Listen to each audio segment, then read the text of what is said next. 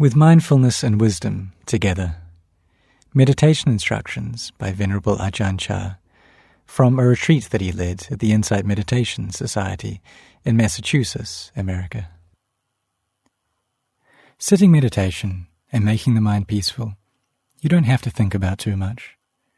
Right now, just focus on the mind and nothing else. Don't let the mind shoot off to the left or to the right, to the front or behind, above or below. Our only duty right now is to practice mindfulness of the breathing. But first, fix your attention at the head and move it down through the body to the tips of the feet, and then back up to the crown of the head. Pass your awareness down through the body, observing with wisdom. We do this to gain an initial understanding of the way the body is right now. Then begin the meditation, noting that at this time your sole duty is to observe the inhalations and exhalations. Don't force the breath to be any longer or shorter than normal, just allow it to continue easily. Don't put any pressure on the breath, rather let it flow evenly, letting go with each in-breath and out-breath. You must understand that you are letting go as you do this, but there should still be awareness. You must maintain this awareness, allowing the breath to enter and leave comfortably. There's no need to force the breath, just allow it to flow easily and naturally. Maintain the resolve that at this time you have no other duties or responsibilities. Thoughts about what will happen, what you will know or see during the meditation may arise from time to time, but once they arise, just let them cease by themselves. Don't be unduly concerned over them. During the meditation, there's no need to pay attention to anything that arises in the mind. Whenever the mind is affected by any thoughts or moods, whenever there's a feeling or sensation in the mind, just let it go. Whether those thoughts are good or bad is unimportant. It's not necessary to make anything out of them. Just let them pass away and return your attention to the breath. Maintain the awareness of the breath entering and leaving in a relaxed way. Don't worry about the breath being either too long or too short. Simply observe it without trying to control or suppress it in any way. In other words, don't attach to anything. Allow the breath to continue as it is, and the mind will become calm. As you continue, the mind will gradually lay things down and come to rest, the breath becoming lighter and lighter until it becomes so faint that it seems like it's not there at all. Both the body and the mind will feel light and energized.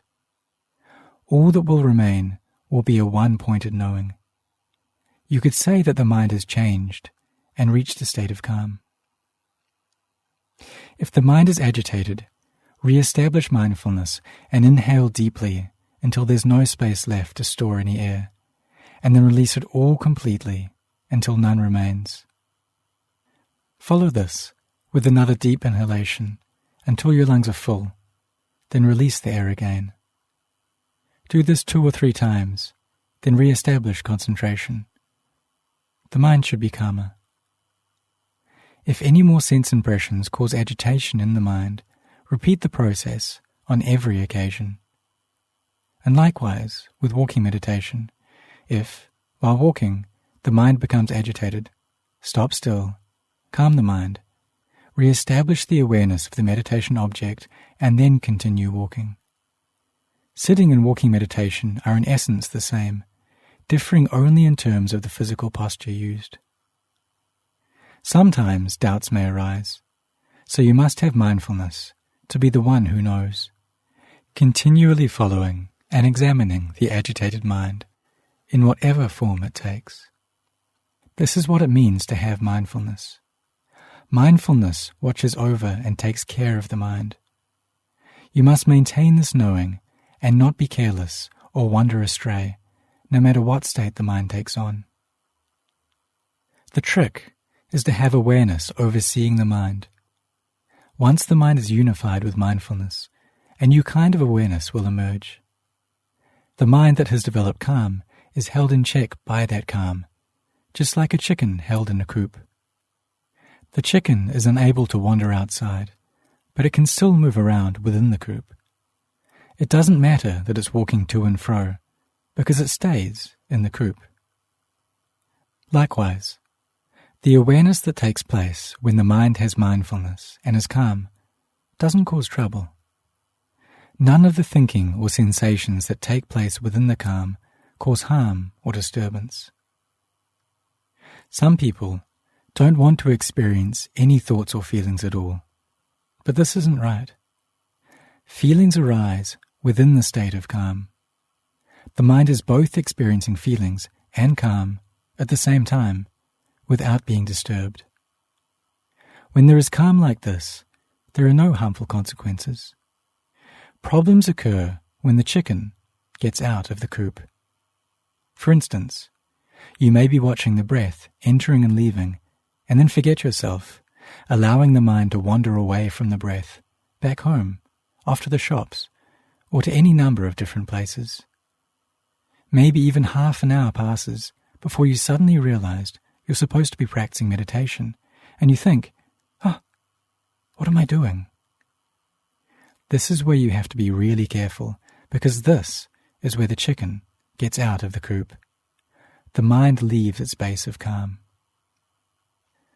You must take care to maintain the awareness with mindfulness and try to pull the mind back. Although I use the words, pull the mind back, in fact, the mind doesn't really go anywhere. Only the object of awareness has changed. You must make the mind stay right here and now. As long as there is mindfulness, there'll be presence of mind. It seems like you're pulling the mind back, but really, it hasn't gone anywhere. It's simply changed a little. It seems that the mind goes here and there, but in fact, the change occurs right here at the same spot. Then, when mindfulness is re-established, it's back in a flash. It doesn't come from somewhere else. Understand that it's right here. When there is total knowing, a continuous and unbroken awareness at each and every moment, this is called presence of mind. If your attention drifts from the breath to other places, then the knowing is broken. Whenever there is awareness of the breath, the mind is there. With just the breath and this even and continuous awareness, you have presence of mind. There must be both mindfulness, or sati, and clear comprehension, sampajanya. Mindfulness is recollection, and clear comprehension is self-awareness.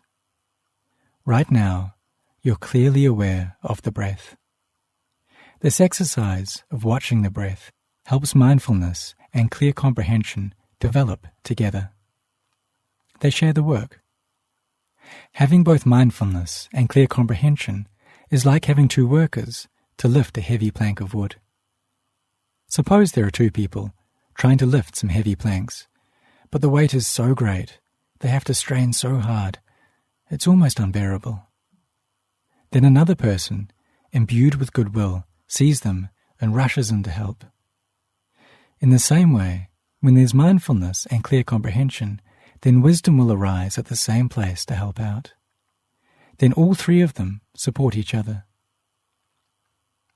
With wisdom, there will be an understanding of sense objects. For instance, during the meditation, sense objects are experienced, which give rise to feelings and moods. You may start to think of a friend, but then wisdom should immediately counter it with, "It doesn't matter, stop," or "Forget it." Or if there are thoughts about where you'll go tomorrow, then the response would be, "I'm not interested. I don't want to concern myself with such things." Maybe you start thinking about other people. Then you should think, "No, don't want to get involved. Just let go." Or, "It's all uncertain. It's never a sure thing." This is how you should deal with things in meditation, recognizing them as not sure, and maintaining this kind of awareness.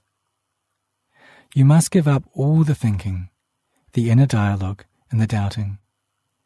don't get caught up in these things during the meditation. In the end, all that will remain in the mind in its purest form are mindfulness, clear comprehension, and wisdom. Whenever these things weaken, doubts will arise, but try to abandon those doubts immediately, leaving only mindfulness, clear comprehension, and wisdom. Try to develop mindfulness like this until it can be maintained at all times. Then you will understand mindfulness, clear comprehension, and meditation thoroughly. Focusing the attention at this point, you will see mindfulness, clear comprehension, the concentrated mind, and wisdom together. Whether you're attracted to or repelled by external sense objects, you'll be able to tell yourself, it's not sure. Either way, they're just hindrances to be swept away till the mind is clean. All that should remain is mindfulness and recollection, clear comprehension and awareness, concentration, the firm and unwavering mind, and all-round wisdom. For the time being, I'll say just this much on the subject of meditation.